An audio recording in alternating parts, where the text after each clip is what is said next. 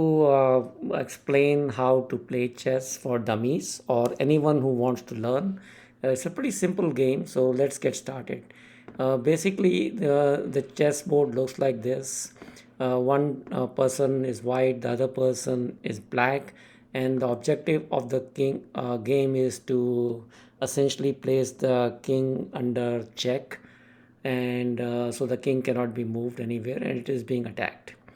So let me kind of go over some of the basic pieces in chess and how many points each piece value has in general. So if you look at the pawn, it has 1 point, that's the least. And as you can see, there are 8 pawns. And typically the way the pawn moves is it just moves one square up. So you can see here it is going to move one square up. When it is in a starting position, it can also move 2 squares up. So it's like this, 2 squares up. And this is an example, it will move one square at a time and so on. One other thing to know about a pawn is that typically in an endgame, if the pawn reaches the 8th rank or the last rank, then it can be promoted or exchanged for any piece you want, and typically you will exchange it for a queen. So pawns can be very valuable in an endgame when there are very few pieces left. The one thing, the way the pawn attacks, it attacks diagonally just one square. So you can see this pawn is attacking this other black pawn as well as the black knight. So that's how it attacks. There is one other thing that you should know about in pawns, like when you can move the pawn two squares like this. And since we have a white pawn sitting here, normally, if it was moving just one step at a time, it would have an opportunity to attack that. So in chess, this attack is allowed and is called en passant. So this is called en passant capture. So for example, if the black moves 2 squares, white can capture it by moving one square and going at this position. So that's pretty much how the pawns are, the basics of pawn. The next piece that I want to talk about is the knight, and it is worth about 3 points in general. And the way the knight moves is you can think about it as a knight here.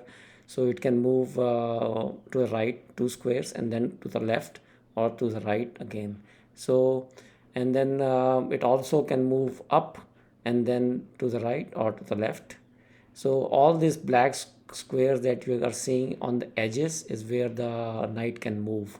Other way to think about is if you are in some position, you can draw an imaginary square of two squares apart, and then except for those diagonals, the knight can attack all of them. So it can attack 8 squares in general if it's in the middle of the board. So 1, 2, 3, 4, 5, 6, 7, 8. The only other interesting thing about a knight is that it can jump over other pieces. So if you had like your own piece or other pieces, it can jump to that target square, as long as it doesn't matter whether there are some intermediary pieces or not. So that's also another thing to note about in a knight. Then we come to bishops. They are also worth 3 points, which is pretty much similar to what a knight is worth. And they move in a diagonal. So you can see it can move anywhere on the piece as long as it is not obstructed by its own pieces or the pieces of the opponent. So that's bishop, 3 points. The next one is a rook, 5 points. It basically can move horizontally or vertically, and it's pretty powerful in an end game. You can get a checkmate just using a rook and a king. So that's why the rook is worth about 5 points. And then we come to the most valuable piece in other than the king, is called the queen. 9 points is a very powerful piece. It can move horizontally, vertically, as well as the diagonally. So the one thing to think about is essentially a bishop and a rook combined in one. That's why queen is worth 9 points. So that's the most expensive piece. And then we have the king. King is basically can move one square in all directions. So the main thing to worry about the king is that once the king is under attack and it cannot move, or it has no squares to move and it is going to be captured by the opponent, then the game is lost or won. So that's kind of the basics of it. Let me show you a simple game that I've set up that you can also play against a bot, and just to demonstrate all of these things. So let's say this is the starting position and we start. I move the pawn two squares, and the black has moved their pawn similarly. Then I move the knight. As you can see, the knight can move 1 2 and then to the left. They are defending their pawn. Then I move the bishop, attacking the king. They are defending using their own bishop. I then defend it using my own queen. Then they develop their knight and bring it out. Then I do the same for my own knight. They move the queen to the side. I decided to move my bishop back.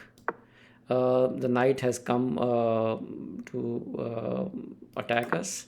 Then I do what is called castling. This is called a short castle. Basically, uh, this is the only move where the two pieces can move in one shot. So the king can move here and then rook can move on this side. It's also possible to castle on the queen side, but you can only castle if there are no pieces in between. So then you can castle. So I'm castling this. Then the black is moving its pawn up. Then I move my knight up. The knight is moved back. I am defending this piece one more time. Queen is moving forward. I moved my pawn two pieces up to attack the knight. Black is doing the same thing. At this point, I decided to capture the knight. For some reason, the black has decided not to capture my knight. So then I save it back here because it's a valuable piece. It's 3 points. They move their bishop. I decided to do a capture on my white. The queen is capturing it. Then I am attacking the queen by my knight. The queen has moved back. I just moved my pawn up to defend my bishop. The queen has moved to the side. I am going to try and move my bishop to attack the knight. This is to demonstrate n%. He moved at 2 squares, so I've decided to make the n% capture. So you can see the n% capture is done here.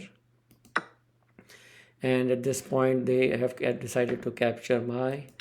I capture their knight. They capture my bishop using their queen. I moved my queen up, offering an exchange. They decided to move their rook.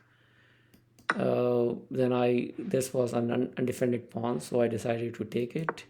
They are challenging me here because if they move their pawn this way, my king will be under check. So what I wanted to do, I moved my knight back here to defend this pawn because it's under attack by the rook. They moved the rook out. I moved the queen here, attacking this rook. They are saving the rook here. Then I moved my, gave them a check. It's coming back. I gave them a check again. I decided that this would be a repetitive move, so I don't want to keep continuing. So I am attacking their rook by a pawn. The queen has come forward to take these squares and give a check possibly, but then I take the rook. And then the queen moves back. Then I give a check. Once the check is given, the rook, the bishop comes to save it, and I take the bishop, and that's pretty much the end game.